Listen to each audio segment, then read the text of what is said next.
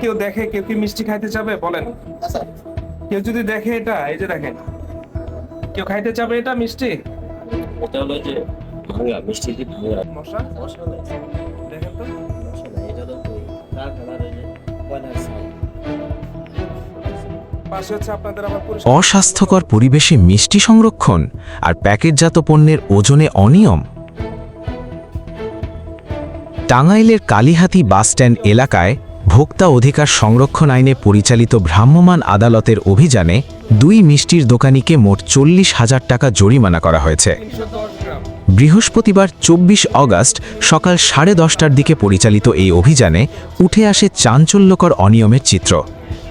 অভিযানে অস্বাস্থ্যকর পরিবেশে মিষ্টি সংরক্ষণ এবং প্যাকেটজাত পণ্যের ওজনে অনিয়মের প্রমাণ পাওয়ায় আদি ইন্দুটি মিষ্টান্ন ভাণ্ডার এবং গোপাল মিষ্টান্ন ভাণ্ডারকে 20,000 টাকা করে মোট 40,000 টাকা জরিমানা করা হয়।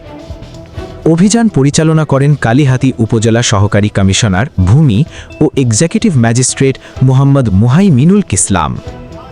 তিনি জানান, ভোক্তাদের স্বার্থ এবং জনস্বাস্থ্য সুরক্ষায় বাজারে অনিয়মের বিরুদ্ধে তদারকি কার্যক্রম অব্যাহত থাকবে। এছাড়া জনস্বার্থবিরোধী যে কোনো অনিয়মের বিরুদ্ধে আইন অনুযায়ী ব্যবস্থা নেওয়ার কথাও জানান তিনি।